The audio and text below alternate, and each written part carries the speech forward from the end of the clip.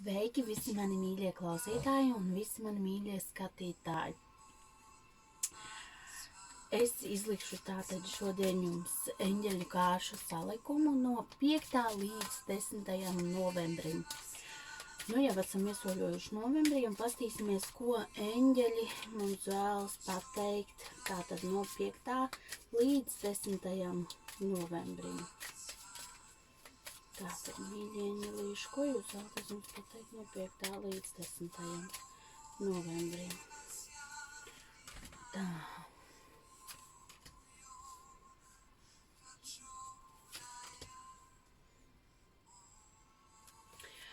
Tātad kārtas izskrita īstenībā ļoti atbilstoši arī šī laika sajūtām, jo šobrīd mums visiem sakarā ar to Covid-19 ir ļoti liels satraukums atkal, un mēs nesaprotam, kas notiks un kā būs tālāk. Tāpēc arī ir, es domāju, līdz ar to arī kāršu salikumu pakārtojas šīm enerģijām un jāpaņem ir tas, kas mums, tie padomi, kas mums ir, lai mēs šo laiku, teiksim tā, pārdzīvotu pēc iespējas mierīgā harmonijā ar sevi, ar saviem mīļajiem. Tātad, sāksim. Tātad, ja tu esi nervos, uzvilcies, stresains, fokusējies uz enerģiju, uz lietām, ko tu vari darīt, lai padarītu pasauli labāku. Ko tu vari darīt, lai padarītu pasauli labāku, varbūt izdari kaut ko savas ģimenes labā. Šobrīd vēl ir tas, ka cilvēki līdz 10 vēl var tikties, bet, droši vien tas drīz mainīsies.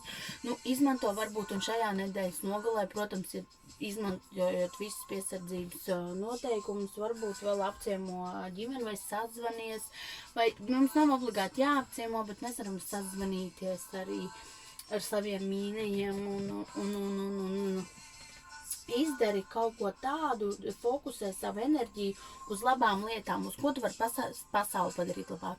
Iestādi, piemēram, kaut koku. Iestādi koku. Vai savā īpašumā, vai kaut kur citur, kur tu zini, kur šo koku drīkst stādīt, ja?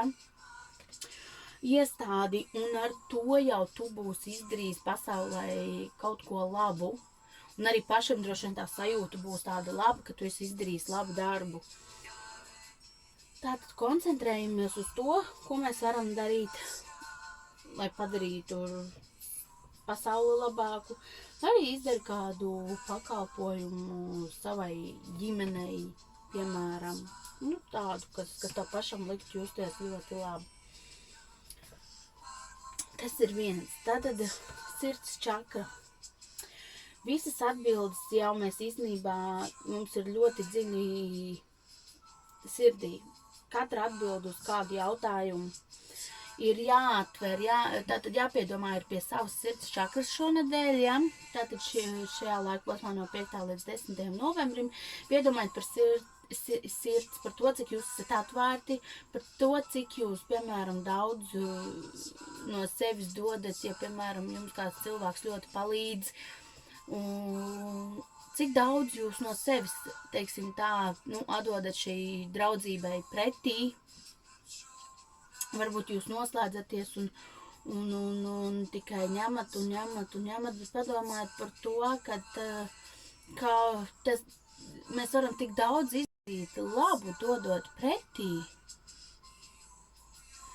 Un tāpēc padomājiet par to, kā atvērt savu sirdi, domājam par to, piesaucam erceņģeli Rafaelu, lai viņš jums palīdz atvērt savu sirdi, savu sirds čakru, jo nāk šis skaistais Ziemassvētku laiks, kas ir piedošanas laiks, mīlestības laiks, adventas laiks, tas arī taču ir tādas sirsnības un visa mīļā laiks.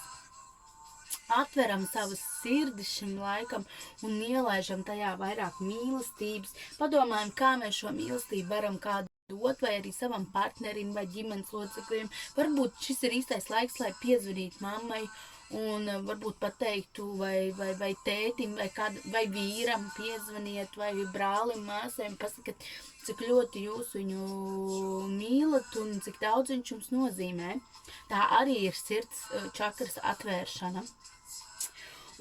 Tātad sirds čakra, un vēl mums ir ļoti skaista kārts arī intuīcija, jeb trešā acs. Saaudzē savu enerģiju, savu mīlestības enerģiju. Piedomā par to, ka tātad acīm redzot gan pie saviem sapņiem, gan pie savām idejām, gan pie savām sajūtām, visām vīzijām, ko jūs jūtat vai redzat. Tātad piedomājiet, šajā laikā tas tiks jums dots, lai pie jums atnāktu kaut kāda jums nepieciešamā informācija. Pielietojiet tātad arī intuīciju, ja, un piedomājiet pie tā, varbūt jums kāds kaut ko pasaka, varbūt jūs kādā dziesmā kaut ko dzirdat, varbūt jūs kaut ko ieraugat tai pašā televizorā vai vienalga kaut kur, un jūs saprotat, jā, tā ir atbilde uz manu jautājumu. Tātad pievēršam uzmanību, jo eņģeļi šī laikā jums dos arī caur iespējams mīlestību, dos jums dažādas atbildes, un varbūt jums radīsies jaunas jūtas, jaunas attiecības vai kā. Un tātad saudzējam savu mīlestības enerģiju un piedomājam pie vīzijām, ko mēs redzam, ko mēs jūtam.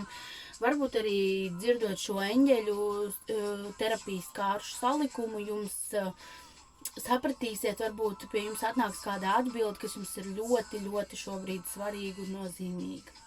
Paldies jums šodien, ka klausījāties mani. Es jums novēlu visu to labāko.